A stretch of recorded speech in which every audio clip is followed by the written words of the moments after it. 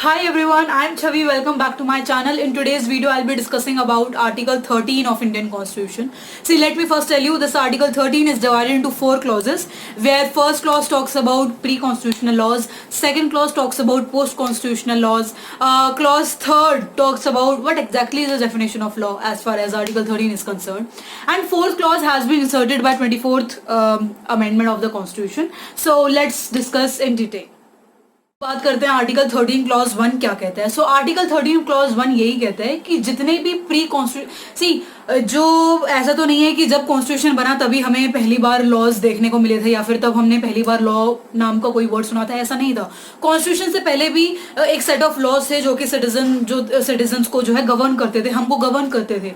सो article 13 clause 1 उन्हीं laws की बात करता है जो कि कॉन्स्टिट्यूशन कमेंस होने के पहले के हैं, which means pre existing laws या फिर pre constitutional laws. So article 13 clause 1 यही कहता है कि कोई भी लॉ, जो लॉज प्री एग्जिस्टिंग लॉज हैं, जो कॉन्स्टिट्यूशन से पहले के जो लॉज हैं, वो अगर फंडामेंटल राइट्स के साथ अगर इनकंसिस्टेंट है, मतलब फंडामेंटल राइट्स को इन्फ्रिंज करते हैं अब, तो वो लॉज जो हैं to the extent of such inconsistency, ये लाइन बहुत इंपॉर्टेंट है, मैं आगे भी इसको बताऊंगी इसका मतलब क्या है, कि वो लॉज जो इनकंसिस्टेंट है उसको हम वॉइड मानेंगे. अब यहाँ पे एक चीज और ध्यान रखने वाली है कि वो लॉज वॉइड होंगे, ना कि वॉइड एब initio. I hope you must be aware of what is the difference between void and void एब इनिशियो. वॉइड एब इनिशियो का मतलब होता है वॉइड सिंस बिगिनिंग, लेकिन हम यहाँ पे कह रहे हैं कि वो लॉज जो कि इन्फ्रेंच करते हैं फंडामेंटल राइट्स को, वो वॉइड होंगे. और कब से वॉइड होंगे? Since the commencement of the constitution. जब से कॉन्स्टिट्यूशन बना है तब से वो जो लॉज हैं जो इनकंसिस्टेंट है वो नहीं मानेंगे. अब वॉइड एब इनिशियो नहीं है ये लॉज. इससे एक चीज और आती है कि this law has prospective application, it has no retrospective application. ऐसा नहीं है कि जो पहले के जो एक्ट्स हैं, मतलब कि जब से इन्होंने कॉन्स्टिट्यूशन कमेंस हुआ है उससे पहले भी ये लॉ जो है अप्लाई होगा, नहीं. तो अब एक चीज और है कि कॉन्स्टिट्यूशन के कमेंसमेंट होने से पहले जितने भी लोगों ने एक्ट्स ट्रांजैक्शंस करे हुए हैं, राइट्स एंड लायबिलिटीज जो अराइज हुई है उनकी बरकरार रहेगी, वो ऑल्टर नहीं होगी. उनको स्टिल वो लायबिलिटीज और जो राइट्स हैं वो अंडरगो करने पड़ेंगे. So this is the very important thing in 13 clause 1 कि ये जो लॉज हैं they are void since the commencement of the constitution and not before. अब इसी आर्टिकल 13 क्लॉज 1 में एक और जो रूल है, एक और डॉक्ट्रिन जो है वो राइज होती है, उसको हम कहते हैं द रूल ऑफ सेवरेबिलिटी या फिर सेपरेबिलिटी.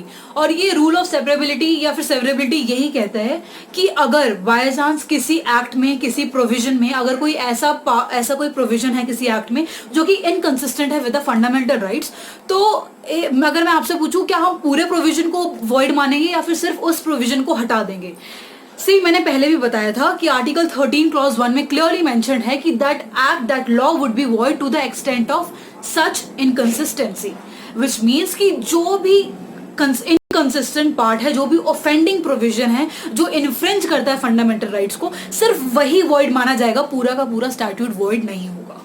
सो this is very important. Rule of separability का मतलब यही है कि जो भी इनकंसिस्टेंट पार्ट है उसको हम सेपरेट आउट कर देंगे और रेस्ट जो एक्ट है, जो स्टैट्यूट है, that would stand out. So that this was rule of separability. और ये जो है एक केस है state of Bombay versus FN Balsara के केस में हेल्ड किया था ये वाला प्रिंसिपल. उसमें क्या था कि बॉम्बे प्रोहिबिशन एक्ट जो था उसमें काफी सारे 8 प्रोविजंस थे जो कि इनकंसिस्टेंट थे विद द फंडामेंटल राइट्स. तो उस केस में यही हेल्ड किया गया था कि उस एक्ट में से जो भी इनकंसिस्टेंट प्रोविजंस है हम उसको माइनस कर देंगे, उसको रिमूव कर देंगे, और जो रेस्ट जो एक्ट है वो स्टैंड करेगा. That would be remain valid.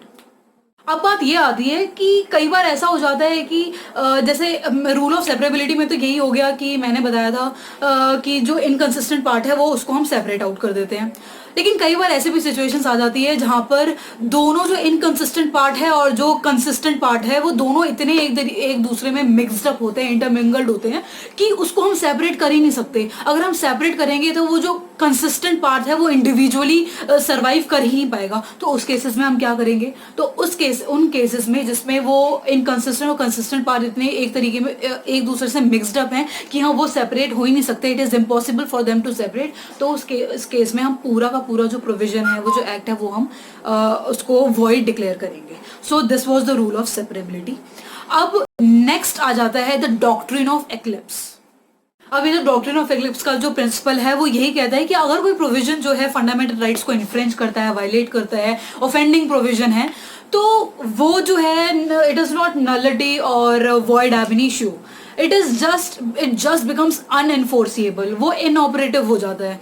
वो ऐसा नहीं है कि वो एकदम ही डेड हो गया, it is in his dormant stage. और ये प्रिंसिपल बेस्ट ऐसे समझा जा सकता है। एक्लिप्स का मतलब क्या होता है, ग्रहण में क्या होता है कि एक चीज एक के सामने आ जाती है, वो ओवर शैडो कर लेती है। तो यही इस डॉक्ट्रीन का मतलब है कि जो इनकंसिस्टेंट प्रोविजन जो है वो फंडामेंटल राइट्स जो है वो उनको सिर्फ ओवर शैडो कर देते हैं और वो उनको एनफोर्स नहीं होने देते, उनको ऑपरेट नहीं होते, वो इनऑपरेटिव हो जाते हैं। लेकिन वो डेड नहीं है, they are still there, they are not wiped out, they are still in existence. सिर्फ वो फंडामेंटल राइट्स की वजह से ही वो नहीं ऑपरेट हो पा रहे।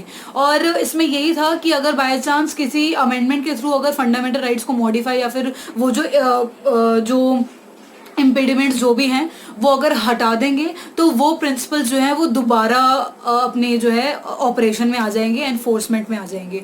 और प्लस हाँ, जैसे पास्ट ट्रांजैक्शंस के लिए जो है ये वैलिड है। प्लस एक चीज़ और, फंडामेंटल राइट्स जो है वो सिर्फ सिटीजन्स के लिए अवेलेबल हैं, नॉन सिटीजन्स के लिए तो अवेलेबल नहीं है। तो वो जो लॉज हैं वो नॉन सिटीजन्स के लिए एप्लीकेबल होंगे। वाई? बिकॉज कि सिटीजन्स के लिए अप्लाई क्यों नहीं है, सिर्फ फंडामेंटल राइट्स की वजह से। फंडामेंटल राइट्स उनको ओवरशैडो कर देते हैं, इसलिए वो सिटीजन्स के ऊपर अप्लाई नहीं हो पाते, पर नॉन सिटीजन्स के लिए दे आर परफेक्टली वैलिड। अब बात आ जाती है आर्टिकल 13 क्लॉज 2 की, which talks about post constitutional laws. तो आर्टिकल 13 क्लॉज 2 यही कहता है कि state can not make any laws which are inconsistent with the fundamental rights, and also अगर ऐसा कोई लॉ बनता भी है तो दैट वुड बी वॉइड। एक तो पहली बात ये कि state can not make those laws which are inconsistent with fundamental rights, और अगर बाय चांस उन्होंने ऐसा लॉ बना भी दिया तो वो जो है वॉइड माना जाएगा। अब एक चीज ये है कि क्या डॉक्ट्रिन ऑफ एक्लिप्स जो मैंने प्री कॉन्स्टिट्यूशनल लॉ में बताई थी वो यहाँ पर एप्लीकेबल होगी? यहाँ पर एक केस था state of Gujarat versus Ambika mills. तो उस केस में यही हेल्ड किया गया था कि जो लॉ है, जैसे प्री कॉन्स्टिट्यूशनल लॉ में क्या हुआ था कि नॉन सिटीजन्स के लिए जो वो एक्ट था, जो प्रोविजन था वो वैलिड था। ऐसे ही इस केस में हेल्ड किया गया था कि वो जो प्रोविजन है वो क्यों वैलिड नहीं है सिटीजन्स के लिए, just because of fundamental rights. लेकिन वो जो पोस्ट कॉन्स्टिट्यूशनल लॉ है वो नॉन सिटीजन्स के लिए वैलिड होगा। अब बात आती है आर्टिकल 13 क्लॉज 3 की, जो कि बात करता है what is law, what includes और what is the definition of law, law में क्या क्या चीज़ें इंक्लूडेड है।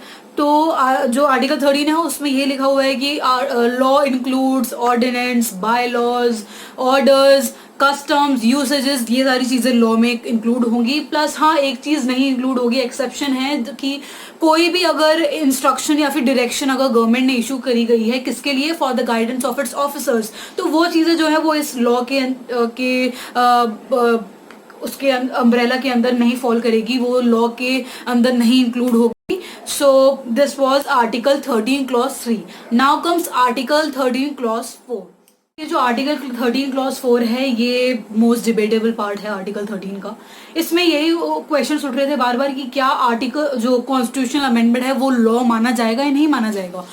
First case was Shankari Prasad versus union of India. इस केस में यही हेल्ड किया गया था कि नहीं, जो पार्लियामेंट जो अमेंड करती है constitution under article 368 of the Indian constitution, वो चीज़ जो है लॉ के अंदर नहीं इंक्लूड हुई जाएगी। और जो फिर बाद में उन्होंने यही कहा था कि जो भी रूल्स एंड रेगुलेशन जो पार्लियामेंट बनाती है बाय ऑर्डिनरी लेजिस्लेशन, जो अपनी लेजिस्लेटिव पावर एक्सरसाइज करते हुए जो लॉज बनाती है, वही सिर्फ जो है लॉ के अंदर इंक्लूड होंगे। जो अमेंडमेंट होती है कॉन्स्टिट्यूशन के अंदर, पार्लियामेंट जो अमेंडमेंट करती है by exercising it constituent power, वो चीज़ जो है लॉ के अंदर इंक्लूडेड नहीं होगी। ये हेल्ड किया था शंकरी प्रसाद वर्सेस यूनियन ऑफ इंडिया में। फिर एक केस आता है Golaknath versus state of Punjab. अभी जो Golaknath versus state of Punjab है, इस केस ने जो अपने अर्लियर डिसीजन था, शंकरी प्रसाद में जो डिसीजन था उसको ओवररूल कर दिया था, और इस केस में यही हेड किया था कि जो कॉन्स्टिट्यूशनल अमेंडमेंट जो है वो लॉ माना जाएगा। अब बाद में पार्लियामेंट में पास कर दिया, पार्लियामेंट ने पास कर दिया 24th कॉन्स्टिट्यूशन अमेंडमेंट बिल। और ये जो 24th अमेंडमेंट थी कॉन्स्टिट्यूशन की, इसने इंसर्ट किया था आर्टिकल 13 में क्लॉज 4, जो कि जो आर्टिकल 13 क्लॉज 4 है, it runs as that nothing in this article shall apply to the amendment made under article 368। So basically इसने पार्लियामेंट को जो है वाइड पावर्स दे दी थी, वो अमेंड कर सकती थी कॉन्स्टिट्यूशन को, और वो लॉ नहीं माना जाएगा, और it can not be challenge basically. फिर बाद में आता है case Kesavananda Bharati versus state of Kerala. इस केस ने जो कॉन्स्टिट्यूशन की जो 24th अमेंडमेंट थी वो उसको अपहेल्ड कर दिया, उसको वैलिड माना, लेकिन उसने एक क्लॉज लगा दिया, एक प्रोविजन लगा दिया जिसको हम थ्योरी ऑफ बेसिक स्ट्रक्चर भी कहते हैं। उसमें ये इसका मतलब यही है कि हाँ, पार्लियामेंट अमेंड कर सकती है, but parliament can not amend the basic structure of the constitution. So this was all about article 13 clause 4. So yeah, that's all for today's video. Thank you so much, and also a very big thank you for bearing with me as I'm not teaching on this whiteboard. I'm running short of markers, so I hope that I'll get them soon. So thank you so much. Bye bye.